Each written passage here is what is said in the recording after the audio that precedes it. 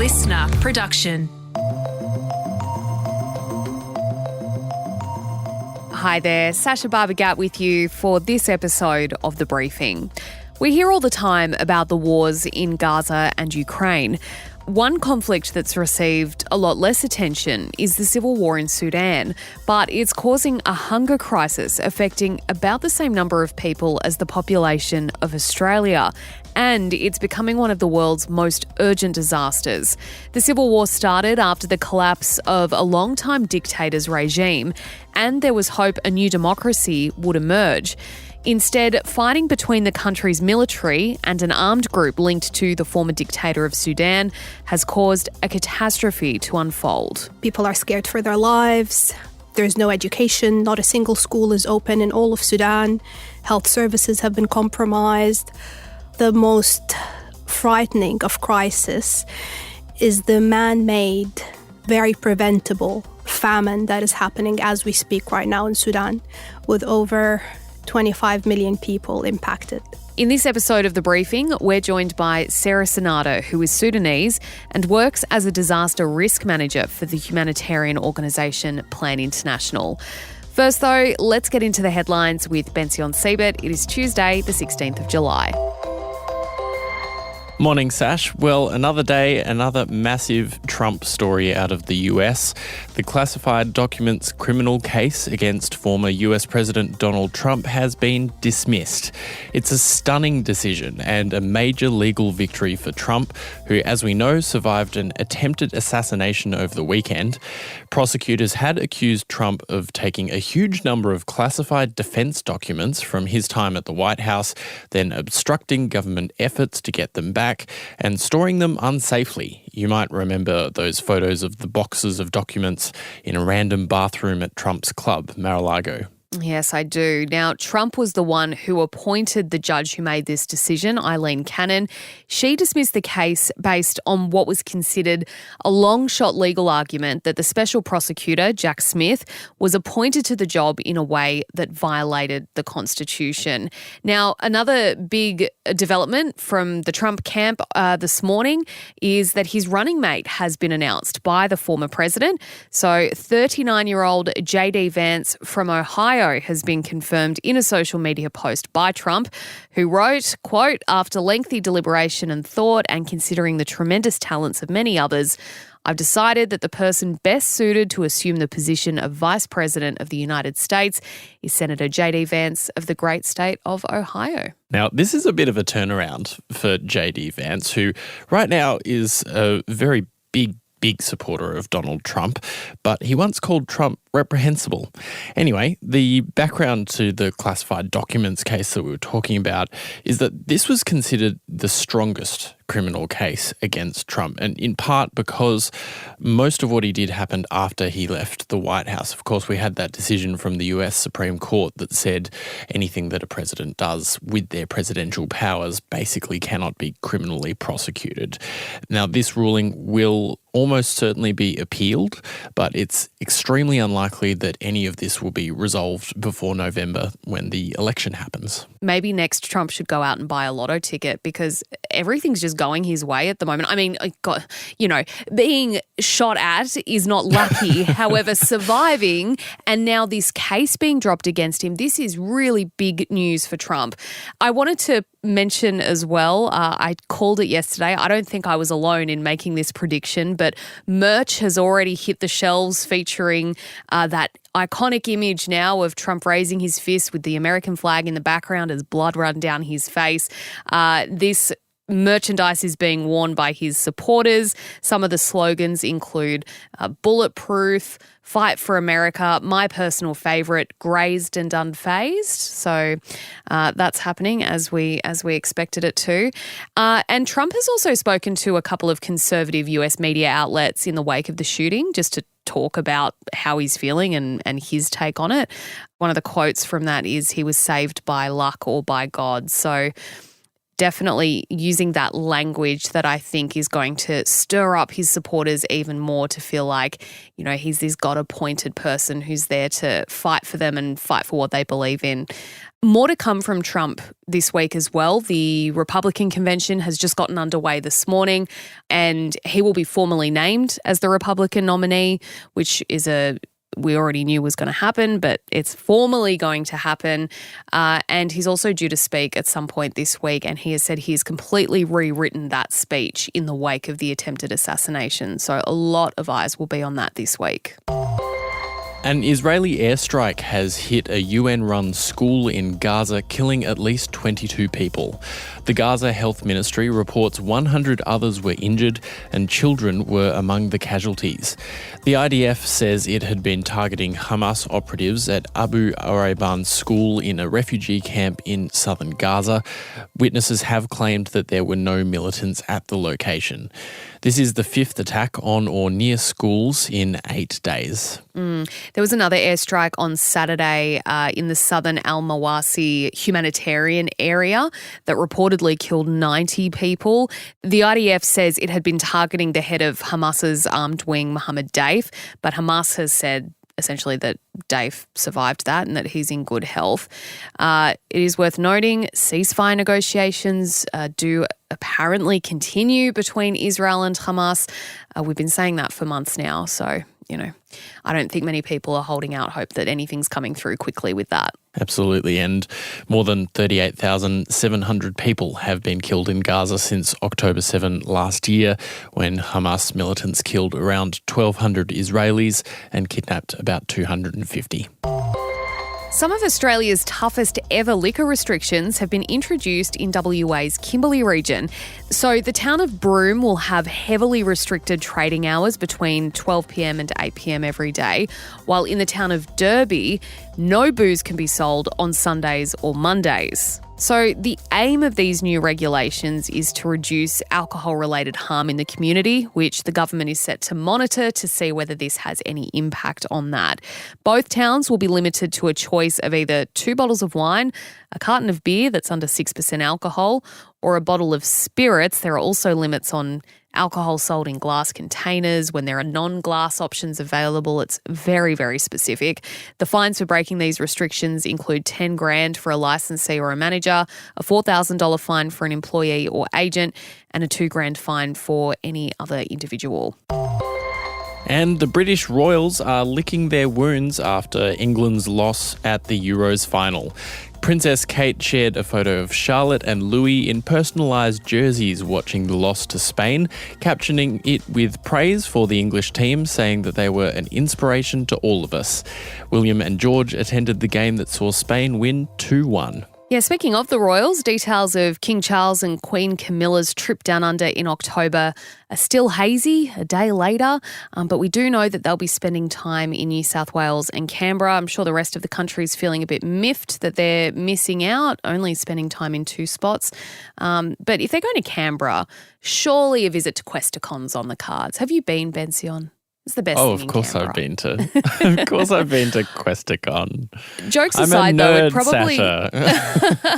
probably jokes aside, though, it is probably actually a great place to take, visiting dignitaries, because it's a cool, funky museum with lots of interactive exhibits. I'm sure they'll probably do some much more fancy things like go to the art gallery and, take a walk around Lake Burley Griffin. A bit of a change of pace now. We're going to be looking at the civil war in Sudan and getting you across everything you need to know about the conflict.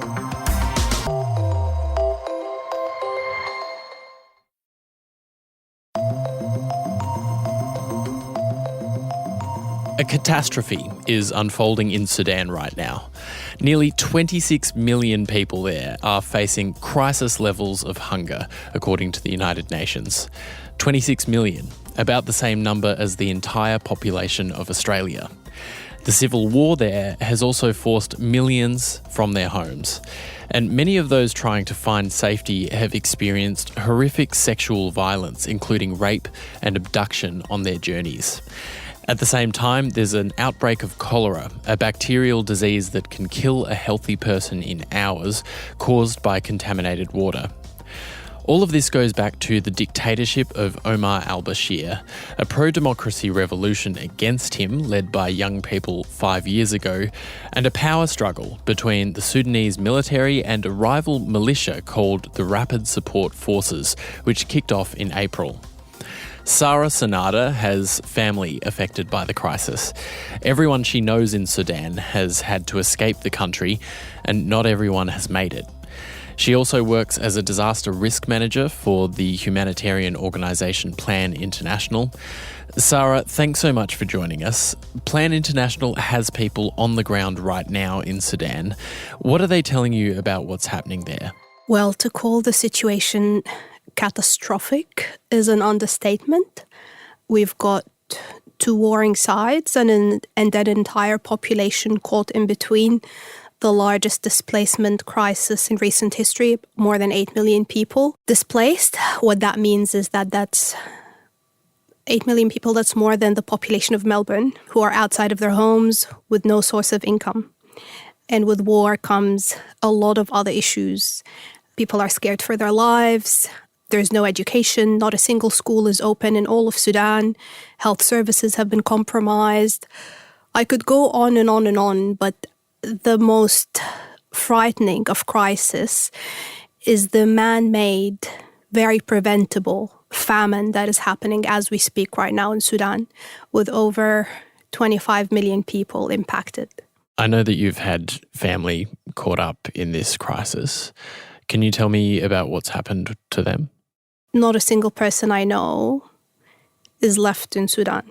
I was lucky that my mother and my mother-in-law were visiting me in Melbourne when the war broke out. But what that has meant is that this holiday that they were having here in Melbourne has extended to about over a year now. They've left everything behind, the rest of their families, their social networks, their belongings, the support systems, everything. And the rest who were in Sudan have all had to flee, except for one family, which is the family of my eldest uncle, because he was really old and he was unable to take the very difficult trip from Khartoum to another neighboring country. So he ended up having to stay, eventually passed away. And the son who was staying to care for him was eventually abducted by one of the warring sides, and nobody knows where he is. So awful. I'm sorry. How are you holding up? I'm all right, I guess.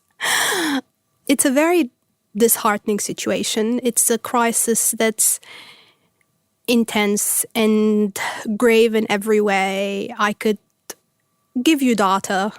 I could give you plenty of data, plenty of shocking numbers about children dying and about outbreaks of disease and about the thousands of people who have actually been killed, the immense numbers of women who have been affected by the gender-based violence. But it's not just that. Having worked in this field for so long, I'm seeing firsthand the stories that are coming out and the lives being severely impacted.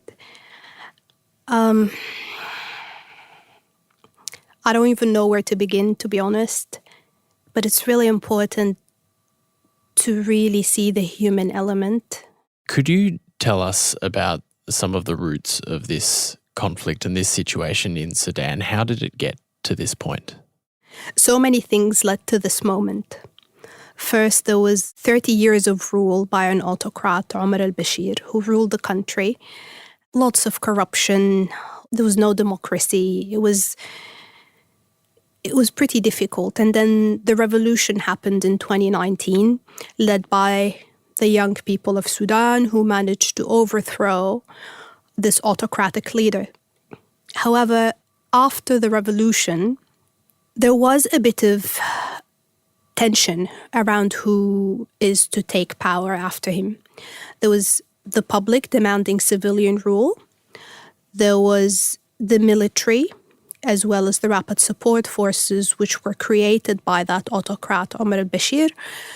And it was a body, the rapid support forces, that is not quite clear where it stands next to the Sudan armed forces, the military.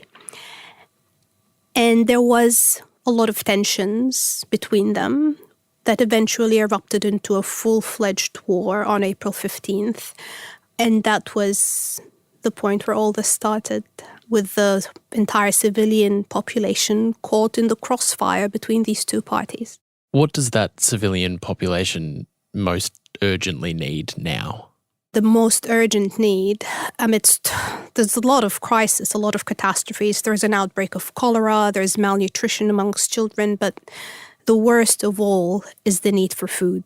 A report recently came out, less than a month ago, that describes the food insecurity situation in Sudan, and it is beyond catastrophic. Since 1985, Africa and the world has not seen a food crisis of this complexity and intensity. As we speak right now, because I don't want to be giving projections, as we speak right now, 750,000 people are facing the worst kind of famine with barely any food. Malnutrition extremely evident amongst children. I've read reports about a child dying every 2 hours in Zamzam camp in Darfur. This morning I read an article about how graveyards have increased 3-fold within 1 year because of the high levels of just death because of lack of food and malnutrition and the outbreak of diseases. What's the Australian government doing about this situation? Look, the Australian government has been trying to listen. They have had meetings with diaspora groups. They have responded and provided around 20 million Australian dollars to support. However, in the larger scheme of things, and realizing the size and the magnitude of this crisis, the UN has requested 2.7 billion to be able to respond to the level of humanitarian catastrophe that we're dealing with. So this 20 million that the Australian government has generously contributed, while greatly appreciated, it's a drop in the ocean of needs of Sudan at the moment. And could you tell us about some of the work that your organisation is doing?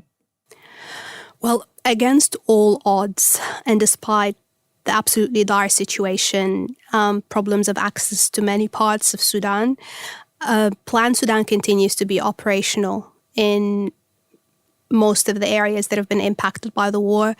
We've had staff members who, despite being personally affected by the war, as I said, every single person in Sudan has been, and many of whom have actually fled Sudan to neighboring countries, they've recently made the decision to leave their families outside of Sudan and actually move back to help with some of the interventions that we're doing, in terms of we're doing nutrition programs to help children with malnutrition, cash distribution to help give people access to cash to be able to purchase food. And I personally know a lot of people, like Hawa, the child protection and emergencies advisor, who left her family behind and went back to Sudan to help, just because of how difficult the child protection situation has been in Sudan. And these are sacrifices and people that we need to always remember, who inspire and who are doing absolutely brave and incredible work amidst all adversity in a very difficult situation. You mentioned the history involving autocracy, a revolution going towards democracy, and then a very complicated war. What kind of future do you see for Sudan in the next few years? Can you see a way out? I like to think of myself as an optimist. So I like to think that there's always hope. And I do believe in the power of humanity. There is a way out if negotiations do end up happening between the warring parties and the previous government and civilians, having everyone involved. There is a glimmer of hope there.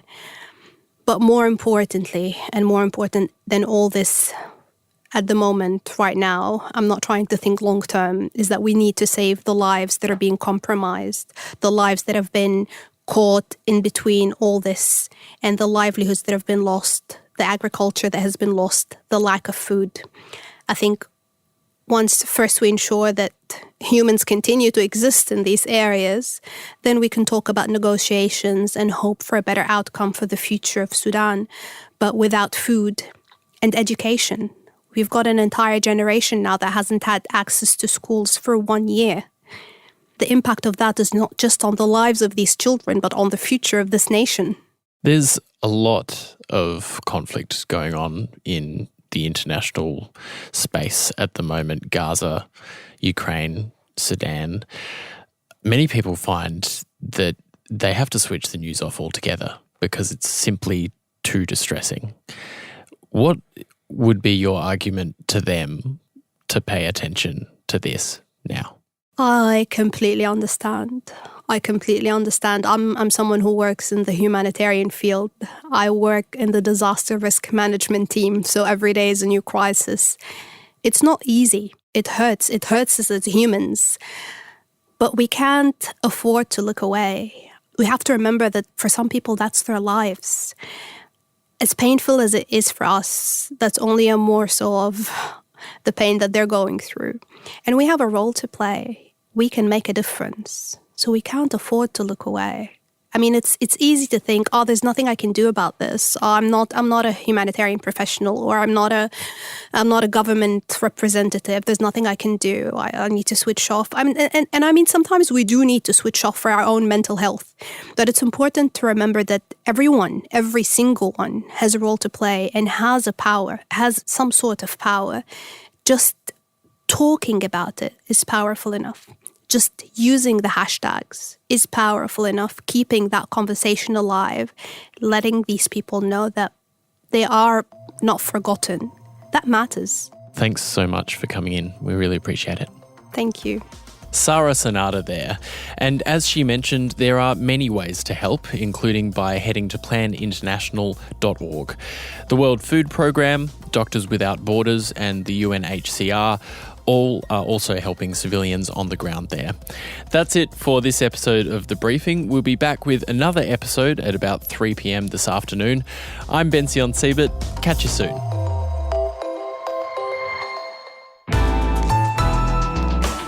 Listener.